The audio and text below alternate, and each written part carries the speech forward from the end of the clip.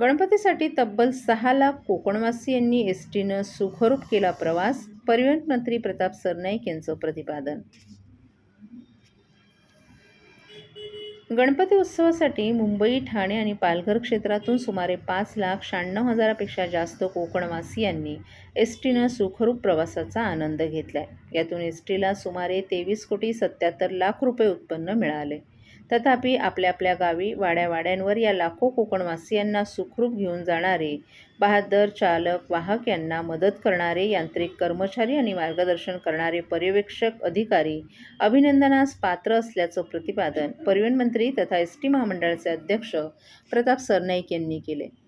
यंदा गणपती उत्सवासाठी एसटीद्वारे कोकणवासियांसाठी 5,000 जादा एसटी बसेसची सोय करण्यात आली होती. या बसेसद्वारे 15,388 फेऱ्यांमधून 5,96,000 प्रवाशांनी सुरक्षित प्रवास केला.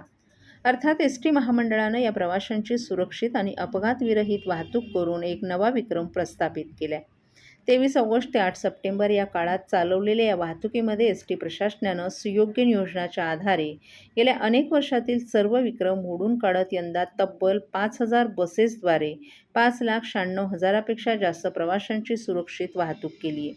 अर्थात यासाठी राज्यभरातील विविध आगारातून आलेले 10,000पेक्षा जास्त चालक, वाहक, यांत्रिक कर्मचारी, पर्यवेक्षक आणि त्यांना मार्गदर्शन करणारे अधिकारी यांनी विविध अडचणींना धैर्याने सामोरे जात एवढी प्रचंड वाहतूक सुरक्षित पार पडली, ते कौतुकास्पद असल्याचंही मंत्री सरनाईक यांनी सांगितलं. अर्थात कोकणातील गणेश भक्तांचा प्रवास सुखकर व्हावा म्हणून 23 ऑगस्ट ते 8 सप्टेंबर या काळात एसटीची वाहतूक सुरळीत करण्याबरोबरच बसस्थानक आणि बस थांब्यांवर एसटीच्या वरिष्ठ अधिकाऱ्यांच्या देखरेखीखाली कर्मचारी अहोरात्र कार्यरत होते. तसंच कोकणातील महामार्गांवर ठिकठिकाणी वाहन दुरुस्ती पथक देखील तैनात करण्यात आले होते. नादुरुस्त बसेसना पर्याय म्हणून चिपळूण, महाड आणि माणगाव आगारात 100 बसेस तैनात ठेवण्यात आल्याचंही सरनाईक यांनी सांगितलं.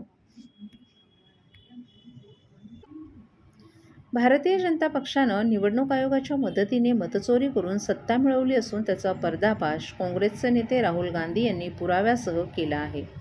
चंद्रपूर जिल्ह्यातील राजुरा मतदारसंघात तब्बल 6,850 मतचोरी झाल्याचं स्पष्ट झालं असून या प्रकरणी फडणवीस सरकारच्या पोलिसांनीच FIR दाखल केली आहे.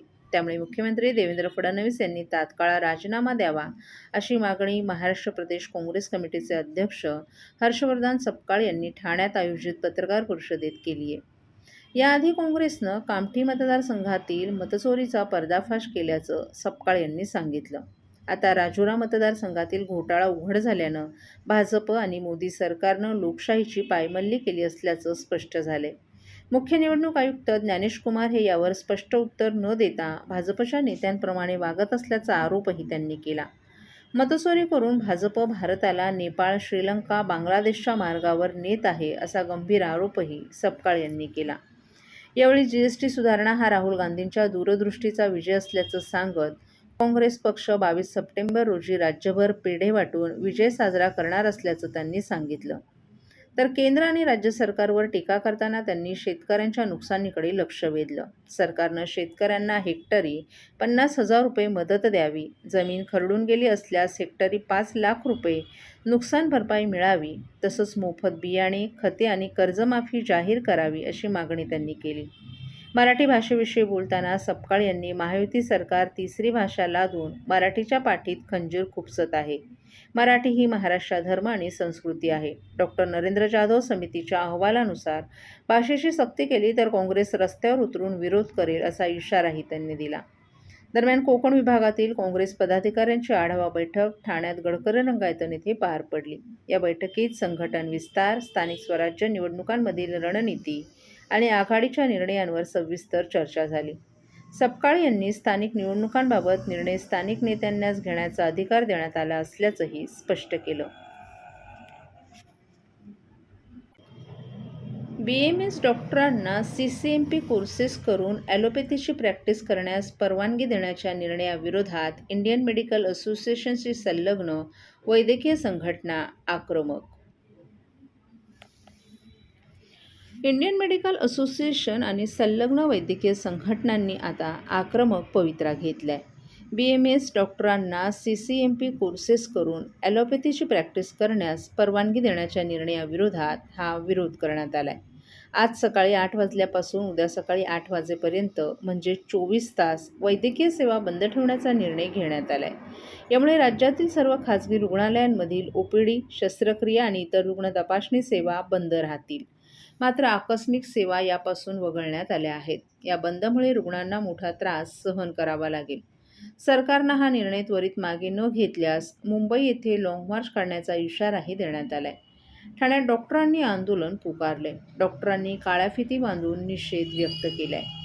एक पॅथीमध्ये एक डॉक्टर रजिस्टर असताना देखील त्याला दुसऱ्या पॅथीमध्ये का रजिस्टर करावं असा प्रश्न डॉक्टर संतोष कदम यांनी उपस्थित केलाय.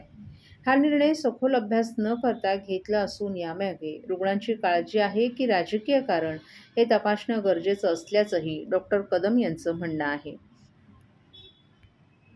डॉक्टर असोसिएशनच्या माध्यमातून केला जातो. कशा पद्धतीने जी काही त्रुटी आहे डॉक्टरांमध्ये ते नेमकं काय आहे? आझाद मैदानावरती तुम्ही आंदोलन केलं होता, असंख्य त्या ठिकाणी डॉक्टर जमले होते. नेमकं कशा पद्धतीने जुजाभाव तुमच्या माध्यमातून केला जातो? नाही, आम्ही मागे 11 जुलैला टोकन स्ट्राईकचा कॉल दिला होता आणि त्याच्या अगोदर 8 जुलैला आमच्या ज्या काही सगळ्या IMAच्या ब्रांचेस आहेत प्रत्येक शहरामधून कलेक्टर, डेप्युटी कलेक्टर आणि तहसीलदारच्या मार्फत प्रेस कॉन्फरन्स घेऊन आम्ही मेमोरंडम हा शासनाकडे पाठवला होता आणि त्याची दखल घेऊन आमचा 11 जुलैला संप होता. परंतु 10 जुलैला CMने आम्हाला बोलवून घेतलं आणि हे नोटिफिकेशन रद्द केलं होतं. मात्र 2च महिन्यामध्ये परत एकदा शासनाने होमिओपॅथी डॉक्टरांच्या पॉलिटिकल दबावाला किंवा बळी पडून परत एकदा हे नोटिफिकेशन काढलेलं आहे. त्याला आम्ही हा विरोध करत आहोत. सर, यामुळे कोणकोणत्या प्रकारचे जे आहे प्रॉब्लेम दोन साईडच्यामध्ये होतात? नाही, काय माहिती का की प्रत्येक जण आपल्या आपल्या पॅथीमध्ये मास्टर असतो. तर आम्ही खरं म्हणजे आयुर्वेदाची प्रॅक्टिस नाही केली पाहिजे, आम्ही होमिओपॅथीची प्रॅक्टिस नाही केली पाहिजे.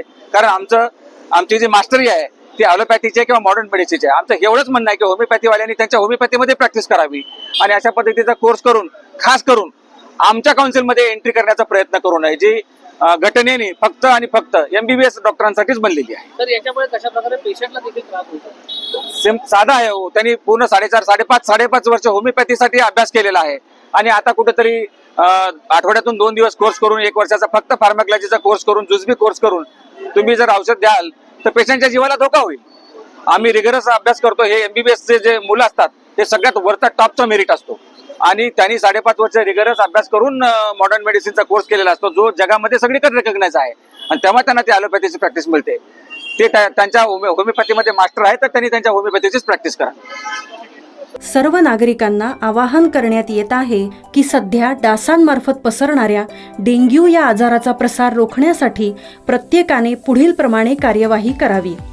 डेंग्यू आजार एडिस इजिप्ती हा डास चावल्याने होतो. या डासांची पैदास साचलेल्या किंवा साचवलेल्या स्वच्छ पाण्यामध्ये होते. 8 दिवसांपेक्षा जास्त दिवस पाणी उघडे व साचून राहिल्यास त्यात डास अंडी घालतात. अंड्यांच्या अळ्या तयार होऊन पुढे डास तयार होतात.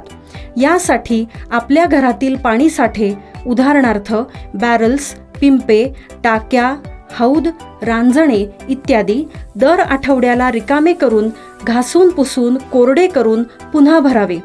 1 दिवस कोरडा दिवस म्हणून पाळावा. पाणी साठ्यांना घट्ट झाकणे बसवावीत किंवा जुनी साडी, चादर, धोतर यांनी बांधून झाकून ठेवावीत, म्हणजे डास त्यात जाऊन अंडी घालणार नाहीत. घराच्या गच्चीवर, आजूबाजूला, अंगणात कोठेही पाणी साचू देऊ नये. भंगार सामान उघड्यावर टाकू नये. उदाहरणार्थ टायर्स, प्लास्टिक सामान, कुंड्या, टाकाऊ वस्तू इत्यादी. अशा सामानात पावसाचे पाणी साठून त्यात डेंग्यूच्या डासांची पैदास होते. घरातील कूलर्स, फ्रीजच्या पाठीमागील ट्रे हे देखील वेळोवेळी कोरडे करावेत.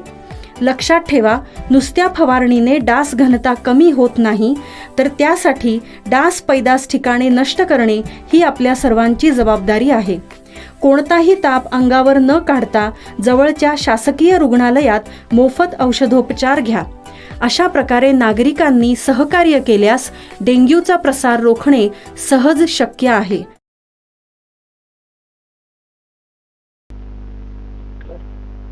टेंभीनाका येथील नवरात्रोत्सवात साकारणार यंदा बृहदेश्वर मंदिर आणि चारधामाचा देखावा. धर्मवीर आनंद दिघे यांनी सुरू केलेल्या ठाण्यातील टेंभीनाका येथील नवरात्रोत्सवाची महती ठाणे किंवा महाराष्ट्रापुरतीच मर्यादित राहिली नसून ती देशविदेशात पोहोचली आहे। लाखो भक्त श्रद्धाळू येथे दरवर्षी येऊन देवीचं दर्शन घेऊन धन्य होतात। जय अंबे माँ धर्मादाय सार्वजनिक विश्वस्त संस्था आयोजित उत्सवाचं यंदाचं हे 48वं वर्ष आहे। यंदा दुर्गेश्वरी नवरात्र उत्सवातील देखाव्याचं खास आकर्षण म्हणजे तामिळनाडू येथील बृहदेश्वर मंदिर आणि चारधामचा देखावा, अर्थात उत्तर भारत आणि दक्षिण भारत यांचा समन्वय साधणारा भव्य देखावा असल्याची माहिती आज एका पत्रकार परिषदेत देण्यात आली। 1978 साली ठाण्यातील टेंभीनाका येथे धर्मवीर आनंद दिघे यांच्या मार्गदर्शनाखाली नवरात्र उत्सवास प्रारंभ झाला आणि ठाणे शहराच्या इतिहासातील नव्या अध्यायास प्रारंभ झाला। राजकीय आणि सामाजिक क्षेत्रातील नामवंत व्यक्ती, विविध स्तरातील हितचिंतकांनी एकत्र येऊन या उत्सवाची मुहूर्तमेढ रोवली। सामाजिक एकोपा वृद्धिंगत व्हावा या निमित्तानं भावी तरुण पिढीवर संस्कार होऊन त्यांच्या विचारांना दिशा मिळावी, त्यांचं प्रबोधन व्हावं हा उदात्त हेतू डोळ्यासमोर ठेवून धर्मवीर आनंद दिघे यांनी या नवरात्र उत्सवाचा प्रारंभ केला। उत्सवाचा हाच वारसा उपमुख्यमंत्री एकनाथ शिंदे पुढे नेत आहेत। यावर्षी सजावटीची लांबी 110 फूट आहे, तर रुंदी मागच्या बाजूला 45 फूट आणि पुढच्या बाजूला 55 फूट आहे। या देखाव्याची एकूण उंची साधारणतः 75 फुटांपर्यंत पोहोचेल। या देखाव्यासाठी एकूण 125 खांब वापरले असून प्रत्यक्षात 26 खांबांमध्ये 5 खांब अंतर्भूत आहेत। या देखाव्याचे आर्किटेक्चर काम पूर्णपणे तामिळनाडू येथील प्रसिद्ध बृहदेश्वर मंदिराच्या आर्किटेक्चरवर आधारित आहे। त्या मंदिरातील शिवलिंगाची उंची 29 फूट असून ते एकाच ग्रॅनाइटच्या दगडापासून बनलं आहे। स्थानिक लोकांच्या श्रद्धेनुसार जगात भोलेनाथ कुठे अस्तित्वात असतील तर ते इथेच आहेत आणि ते इथून कुठेही जाणार नाहीत असं म्हटलं जातं। या मंदिराच्या मूळ रचनेमध्ये देखाव्यात एक बदल करण्यात आला आहे।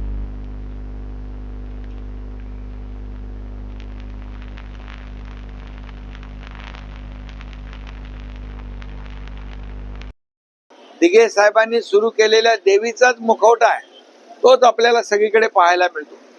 आणि त्यामुळे या टेंभीनाक्याच्या अंबे मातेचं जे महात्म्य आहे, जी काही सर्वदूर पसरलेली कीर्ती आहे, ही आपण पाहतो आणि वर्षागणिक दरवर्षी या उत्सवामध्ये भर पडत असते।